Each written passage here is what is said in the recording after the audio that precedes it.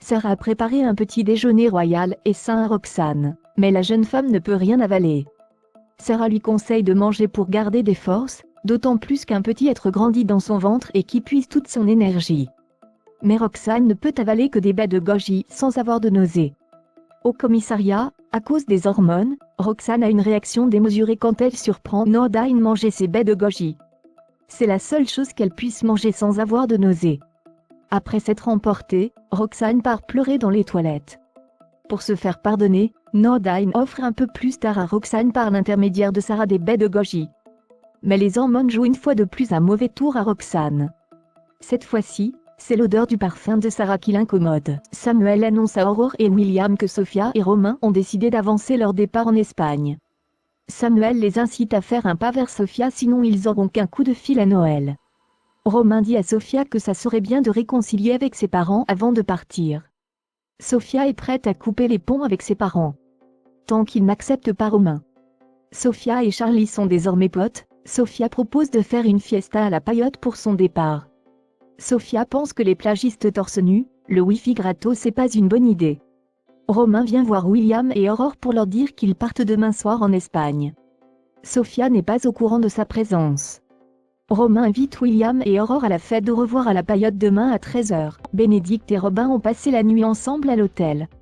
Les deux amants sont dans leur bulle. Robin déclare à Bénédicte à quel point il aurait voulu qu'ils se rencontrent plus tôt, à un moment où tout aurait été possible entre eux. Cette dernière reçoit dans la foulée sur son téléphone portable une superbe photo d'un coucher de soleil accompagné d'un message d'Étienne dans lequel il lui écrit qu'elle leur manque.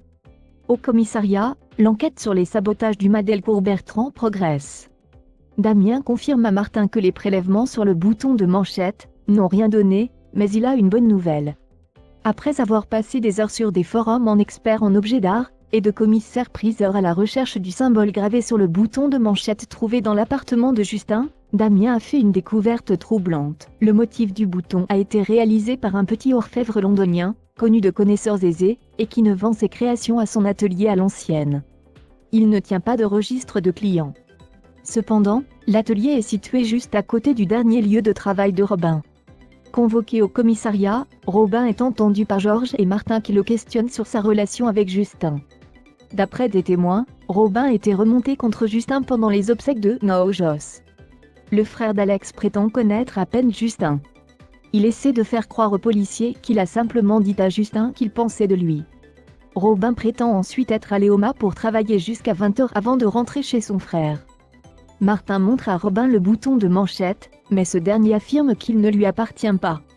Martin lui fait croire ensuite qu'ils attendent le résultat des empreintes. Robin n'emmène pas large. De retour chez Chloé et Alex, il s'empare du second bouton de manchette, le nettoie et le met dans la poche de son pantalon quand Chloé débarque dans sa chambre pour ranger son linge propre. Elle profite de l'occasion pour lui demander s'il sera présent pour le dîner et fait sa curieuse en le questionnant sur la femme qu'il fréquente. Robin lui confie être en train de tomber amoureux. Ensuite, il quitte la maison pour aller jeter le bouton de manchette dans une poubelle. Justin est toujours hospitalisé. Il reçoit la visite d'Anna. Dans le cadre du protocole de l'hôpital, elle est tenue de discuter avec lui de sa tentative de suicide. Anna essaie de faire comprendre à Justin qu'arrêter de vouloir souffrir n'est pas la même chose que de vouloir mourir.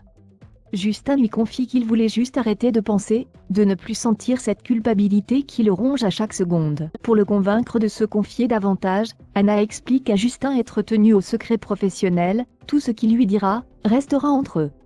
Justin finit par tout avouer à Anna. En 3 mois, il a tout perdu, sa petite amie et son travail. Alors quand Robin, le frère de son ex-patron, lui a proposé de l'argent pour saboter le mât, il n'a pas réfléchi. Il devait provoquer un incendie, mais à cause de lui, une personne est morte. Anna l'incite à aller parler à la police, mais Justin préfère plutôt mourir que d'aller en prison. Anna essaie de le convaincre que c'est le seul moyen de se libérer de sa culpabilité.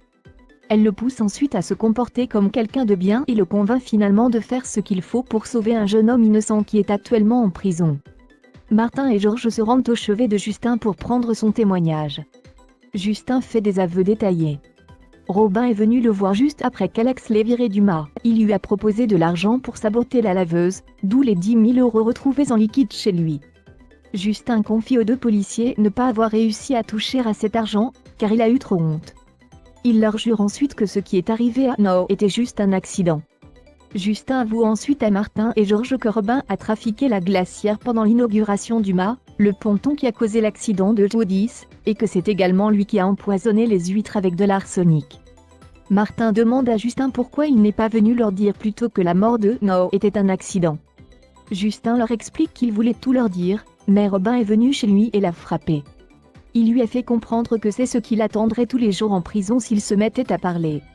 Martin interpelle un peu plus tard Robin au mât pour le mettre en garde à vue dans le cadre de la mort de No. Alex et Jodis tombent des nues. Au commissariat, Martin informe Robin qu'il va être mis en examen et le pousse à coopérer. Alors qu'il est sur le point de passer aux aveux, leur interrogatoire est interrompu par l'arrivée inopinée de Sophie Novak, venue assurer la défense de Robin. L'avocate s'entretient ensuite en tête-à-tête avec le frère d'Alex. Elle sortait d'une audition dans le commissariat quand elle a appris qu'il était en garde à vue. Sophie explique ensuite à Robin que ses honoraires sont pris en charge par leur ami commun qui sait à quel point il veut payer les études hors de prix à son fils Baptiste en Angleterre. D'ailleurs, Sophie lui transmet un message de sa part. Robin ne doit ni parler de lui ni de leur marché, en échange, il paiera les études de Baptiste. Et cet homme avec qui Robin a passé un marché n'est autre que Victor Brunet.